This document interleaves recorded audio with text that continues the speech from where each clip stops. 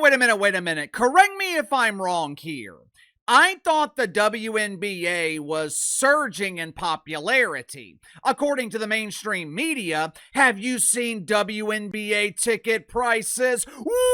Wowzer! These women are generating thousands!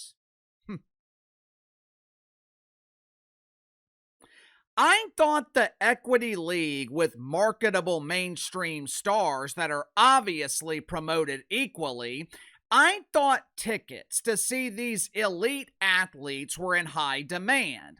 So, how come the three-point shooting contest, which I believe is featuring Caitlin Clark, how come tickets to the three-point shooting contest are more expensive than the All-Star Game itself, where the supposed real stars are going to be featured? Better yet, how come tickets to the WNBA All-Star Game are the cheapest tickets for an All-Star event in all of sports? That doesn't make sense to me. Tuesday night, people paid over $1,000, in some cases thousands of dollars, for the All-Star Game in Major League Baseball. Average ticket for the NBA All-Star Game this past season was around $600. NHL, $200. So, how come the WNBA, which supposedly features the biggest stars that no one's ever heard of, how come tickets for an event of this magnitude are barely selling for $100? Now, in the WNBA's defense, tickets for the All-Star Game are significantly more expensive than tickets to regular season games that actually matter. Well, no WNBA games actually matter. I should say games that count towards the standings for the WNBA Finals and the chase for the coveted prize of the Golden Toilet.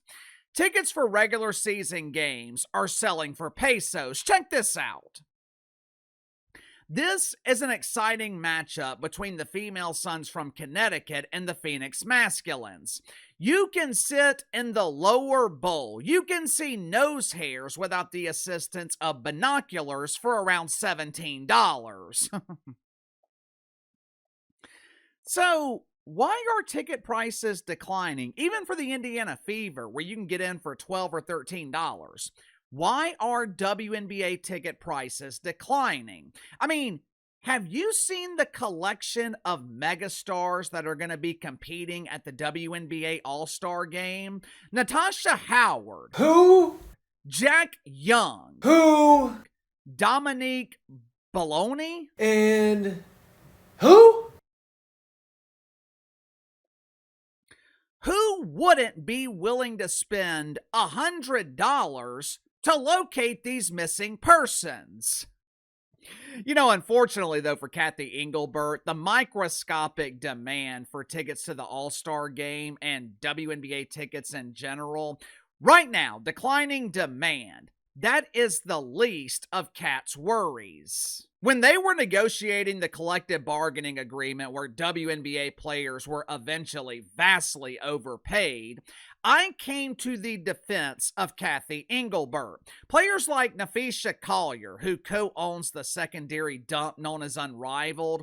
Napheesa Collier wanted Cat Engelbert fired, but Uncle KC came to the defense of the diva of dump divas. But after the ongoing mishandling of Caitlin Clark and what's happened in the last 7 to 10 days, I'm starting to wonder if Cat is running out of lives. Before I explain why Cat Engelbert should be fired, let's get to the sponsor for today's video, my good friends at Fluffernoggin. I am not a big snacker. Uncle KC doesn't eat a lot of junk food, but there are times during the week, like today, when I'm too busy to stop and grab lunch and I need something quick and easy, but also filling enough to get me to dinner. One thing I found that fills me up, beef jerky. Problem is, a lot of beef jerky tastes like you're biting into a flat tire. beer. Good news is, I no longer have that problem because I started buying gourmet beef jerky from Fluffernoggin. Now, you're probably wondering, what the hell's a Fluffernoggin? Fluffernoggin is gourmet beef jerky that is 100% made right here in America. You don't have to worry about consuming foreign cows because all these cows are homegrown. Each recipe from Fluffernoggin is handcrafted with the perfect amount of seasoning. First beef jerky I've ever tasted that literally melts in your mouth. Fluffernoggin comes in a variety of flavors, ranging from mango habanero, Korean barbecue. They've even got a flavoring of craft beer. Or, if you're like me, you'll just stick with the original style flavoring. So click the link in the description or the pinned comment below. Use my promo code BTL30, BTL30. Receive 30% off your first purchase with Fluffernoggin. Last week, Cathy Engelbert was scheduled to appear on the Dan Patrick Show. Now, in terms of mainstream sports media, there is no safer place for a controversial commissioner than the Dan Patrick Show. Dan Patrick will ask tough questions, but he's going to be fair. And I believe the main question Dan Patrick was going to ask was about the ongoing relentless attacks on Caitlin Clark by jealous WNBA players.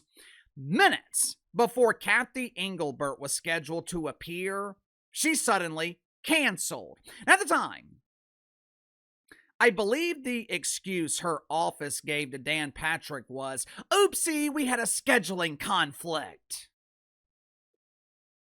But then, Cat Engelbert was photographed on the driving range attempting to hit golf balls.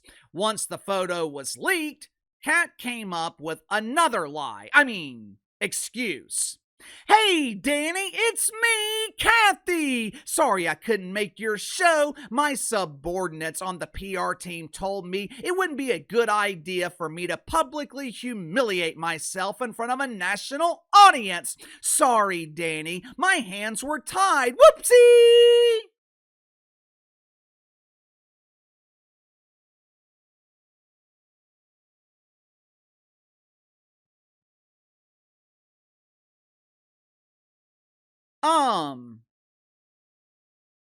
Let me make sure I'm understanding you correctly.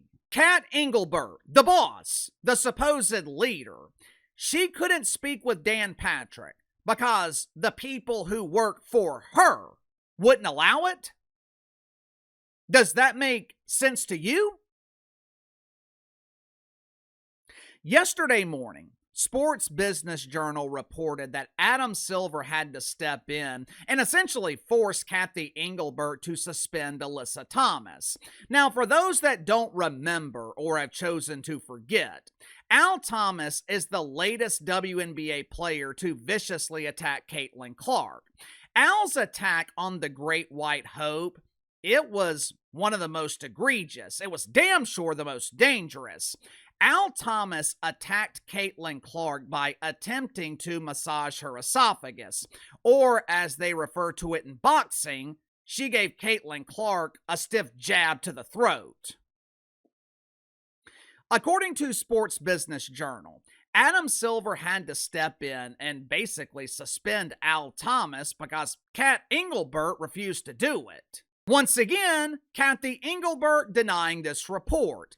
"You guys are so silly. Alan didn't make me suspend Alyssa. He simply told me I would be fired if I didn't do my job."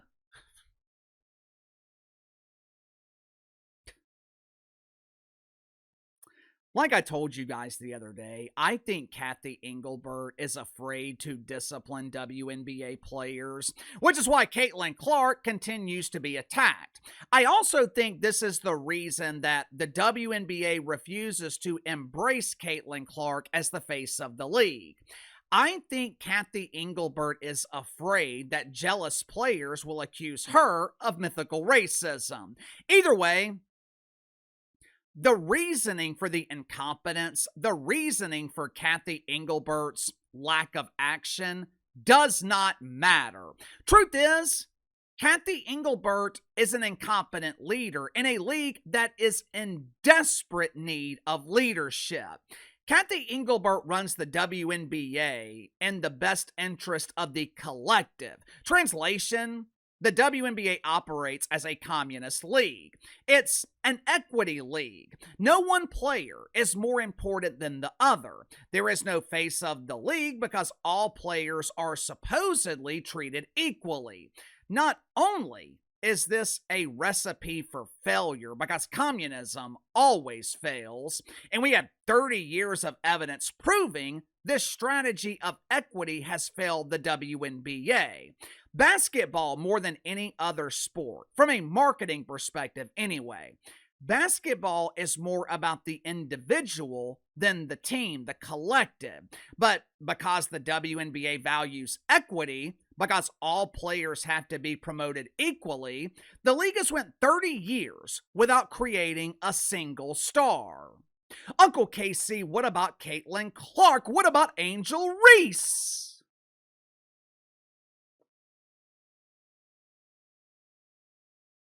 They were stars before they entered this wasteland. The WNBA didn't elevate Caitlin Clark.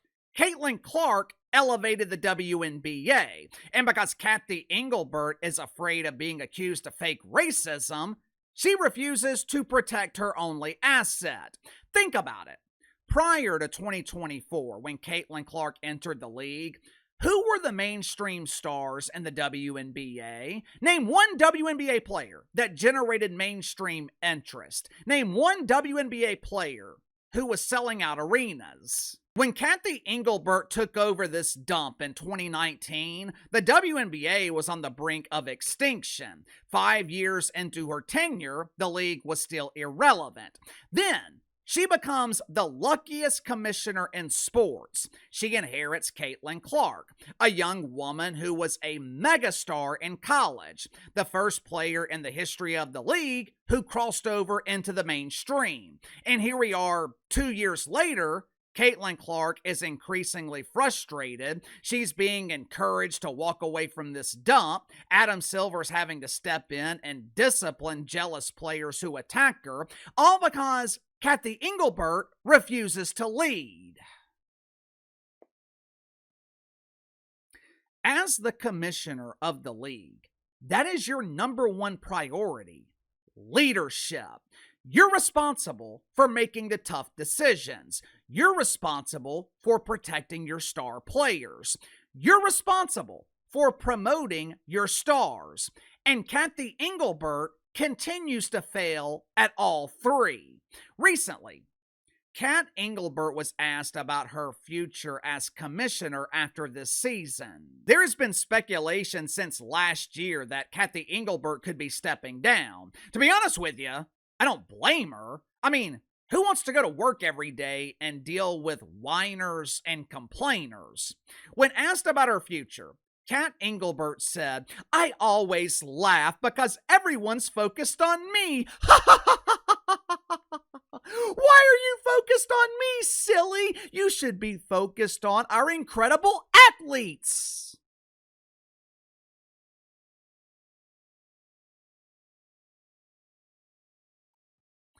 The reason people are focused on you is because you refuse to lead. If you can't deal with a rudimentary interview with Dan Patrick, if you can't answer basic questions about the state of your league, how in the hell can anyone expect you to actually run it? Sound off in the comments below. I'll see you guys tomorrow.